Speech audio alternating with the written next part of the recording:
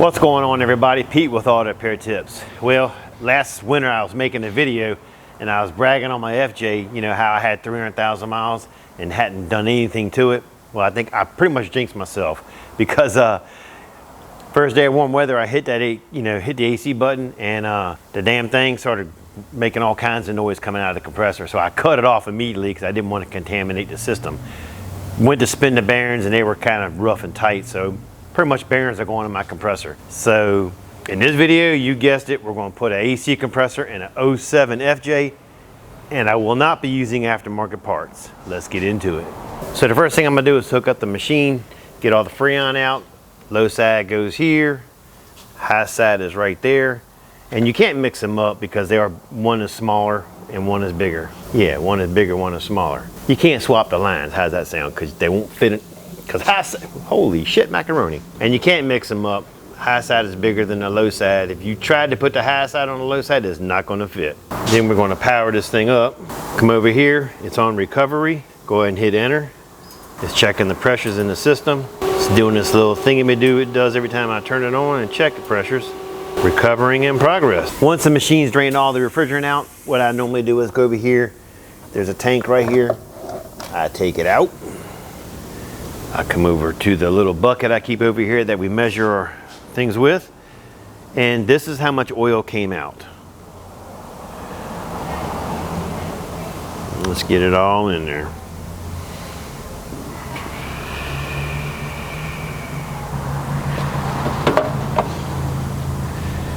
And if you look, if you let it level off and you look at it,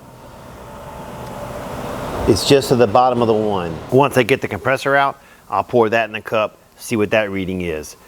I'll also take it and see, I'll make sure there's no oil in the compressor. Sometimes they come with oil in it, sometimes they don't.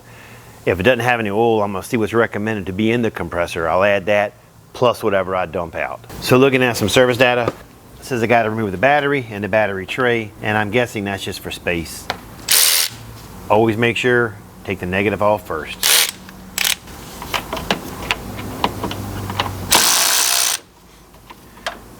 So those of you who know me know my daughter has a channel called Pneumatic Habits. Her husband's a traveling welder. They travel around and he welds, he goes in, he's a tube welder. He closes up like power plants and things when they go to do maintenance on it.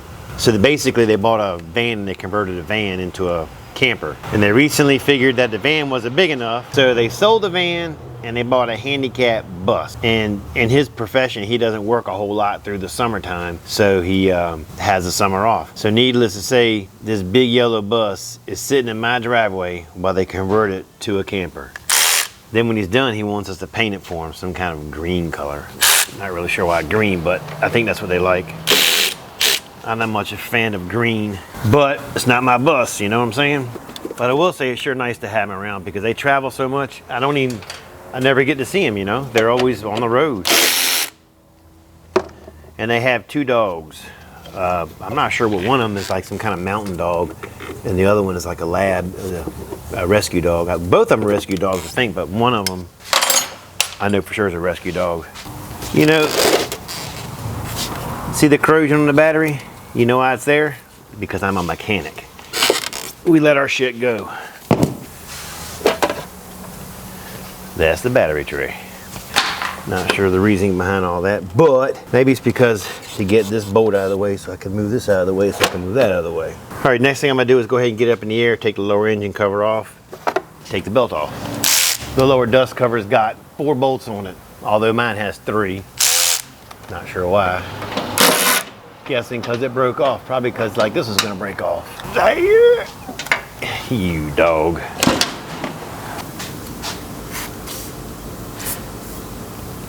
I am sure. Okay. So let's do this. Let's get a 13 on it. See, can I move it some? Yes.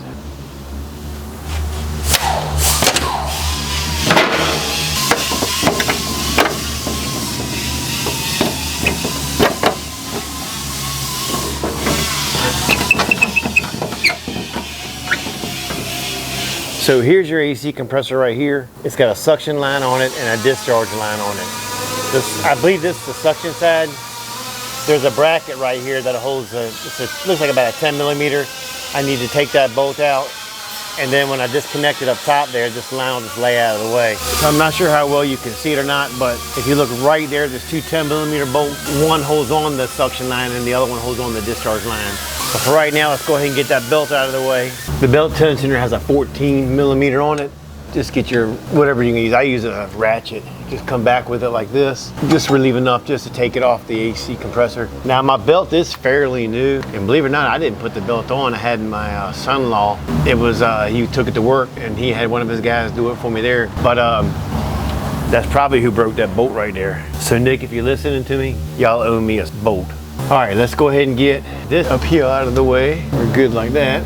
1/4 inch drive set, and I'm gonna go up there and take out those two 10 millimeters. I'm gonna try and get you the best view I can, but it's kind of like right up inside here. There's not much I could really do with it, to be honest with you. What I did was I went ahead and took the tire off. It's easier to go sideways to get these bolts off than it was from the bottom. Plus, I think I can get you guys a better view this way. And there are 10 millimeter nuts that hold these AC lines on. So there's just not enough room for the both of us to be right here doing this job at one time. But this is kind of what my setup is. I'm going through the wheel opening here, tires removed to get those two off. And that's what they look like. So literally there's 4 12 millimeter bolts, just like this right here, that hold the compressors. One here, one on the bottom, one on the back side, and one on the bottom on the other side. Again, the view is gonna be horrible. What I'm gonna do is I'm gonna go ahead and do it, then I'll kind of explain to what I did. The first one's easy to get to, so I'm just gonna use a long extension with an impact to get that one off. This is the setup I'll use to get that off. I went ahead and raised the vehicle back up to try to get the bottom two. I think it'd be easier that way. They're definitely stuck in there. I never got the other one out. I actually had to switch to an impact to get it out. So I'm hoping these don't fight me. That little electric gun wouldn't even cut it. So I'm hoping I can get it with this without a bunch of aggravation. Come on. Gosh, damn, it's hard as shit. There we go. As soon as it busts through. All right, I'm gonna leave that one on there for now. Let's try and get this back side. Same thing. I swear to God, it sounds like they're breaking apart in there. You see the damn corrosion coming out. All right, let's see, can we get that top one now? Can we get the top one? That is the name of the game. They always put one in a bastard spot, you know what I'm saying? It's like, holy shit. But you know what would make my job a lot easier? If I got rid of these right here. I don't want to try and take them out in there because I end up screwing something up. But if they weren't there, I'd be right on that thing, freaking money. So I'm not sure if they make one special tool to get all these bolts out, but I end up using a concoction full of crap to put together to get this crap out. On this top one over here, and I'm taking the top one all the way out, but I'm leaving the bottom too, just because make it easier. I believe it's gonna be easier that way. Who the hell knows? Everyone was frozen in there though. I tell you what, making a video here today is horrible. Between trains going by and freaking grinders and air hoses. But I guess I can't complain. Like I always say, noise is money, right? You ain't making a noise, you're not making any money. At least in the body shop, that's for sure. Oh shit. This is a setup I went with to get the top one closest to the car. All the rest are out, or at least finger tight anyway. Let's see, can I reach in there with this and get it this way? I don't know.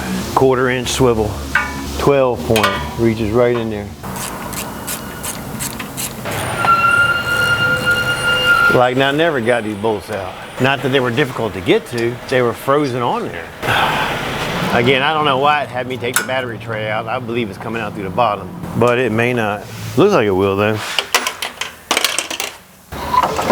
Yeah, it looks like it right through the bottom. So, in my opinion, I really didn't need to remove the battery tray. Unless it's for the angle to get to one of the bolts. But to me, it's easier from the bottom. This is the compressor going on the car. Part number is 88310 35830-84. It is from the factory, and it is it's a Denso. Reading the warning labels here, says, first thing it says, make sure it's installed by a professional. So I need to call somebody else, because I am not a professional. The next thing it did say when we were reading it a minute ago, as I was looking, it's already fully oiled. You don't need to add any oil. And that little bit that came out, it's such a minimal amount. What I'm gonna do is when I'm filling it up with the machine, I'll just add a spitful in there. Because that's not enough to even worry about. If it was a lot of oil and there was nothing in here, that's a different story, but being this is already fully oiled and only that much came out, I'm not stressing on it. It did come with new O-rings for the lines. Make sure you use them. You're always safer that way if you do. First thing we're gonna do is get the bottom, get the easiest bolt first is the easiest way to do it. Oh, it even has a little resting point. Sweet. You know, thought of everything.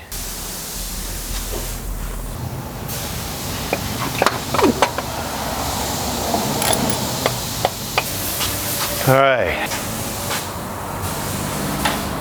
I think it's easier if you do with the bottom bolt, one closest to the radiator first. It's actually got like a little lip on there you can rest it on. I think the next one's gonna be, it's gonna be the bottom one.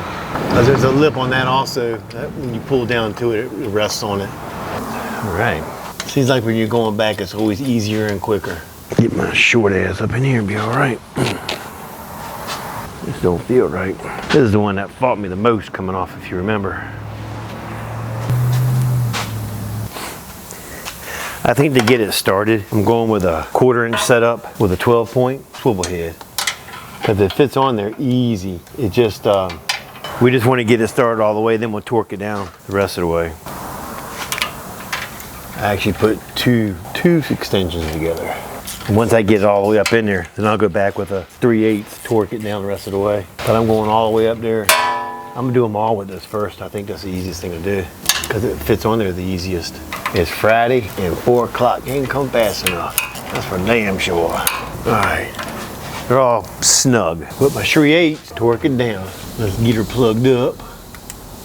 When you put these O-rings on, after you get them on, before you put them into the compressor, just take a little bit of oil and put on there just to help them slide in better without, this way you don't pinch them basically. Because I've actually done it before in the past myself. I put one on there and not thought about it, and you end up tearing it right along here somewhere because it's so dry. It's a dry fit going in. You don't want that. There's the first one. And to get them off, you just use a little pick.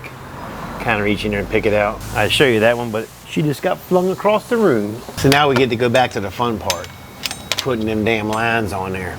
So on the O-rings, when you're using the refrigerant oil, make sure you use 134, and I believe it's ND. So just take a little bit on your finger and just kind of wipe it around. That's all you gotta do. Just a little dab of deal. That's on that one, and come on.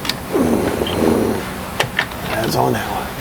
One thing it says, I forget the torque specs on these. It was in the data here, I just reading. Good luck getting a torque wrench on there. Basically, don't over torque it. Just like hand tight almost, to be honest with you. All right, we'll go ahead and put the serpentine belt on now. If I can freaking see what I'm doing. All right, go like this. Hallelujah. All right, everything is secure. Go ahead and button up the bottom half. I'm gonna go ahead and put the lower engine cover on. All 3 bolts.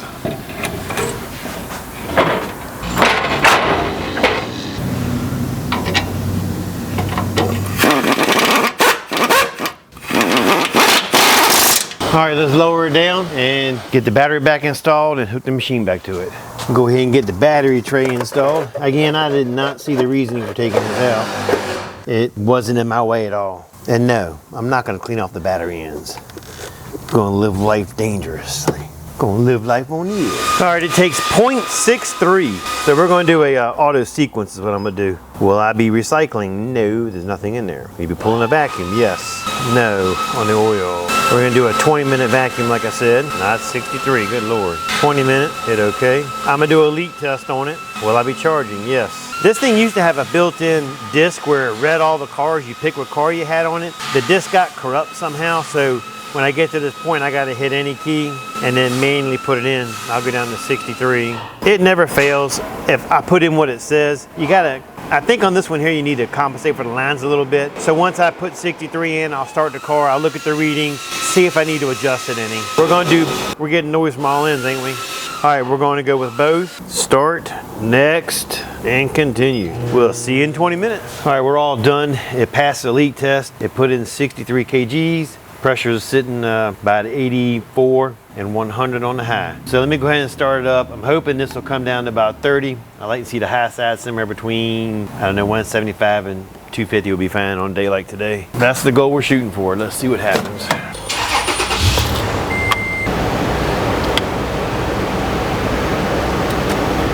So we're kicking about 20 and 150. I'm gonna add just a little more Freon to it. Not much, just a little bit. When the car's running, make sure you only put it in through the low side. 9 kgs. Ooh, so close, so close. Let's see how cold it is inside. All right, we're sitting damn near at 38 degrees. Well, 38 degrees is plenty cold enough for me. But I did learn one thing from all this. Don't talk about how good your car is, because it'll come back and bite you in the butt. All right, I appreciate you watching. Don't forget to like, subscribe, and leave a comment. Catch you later.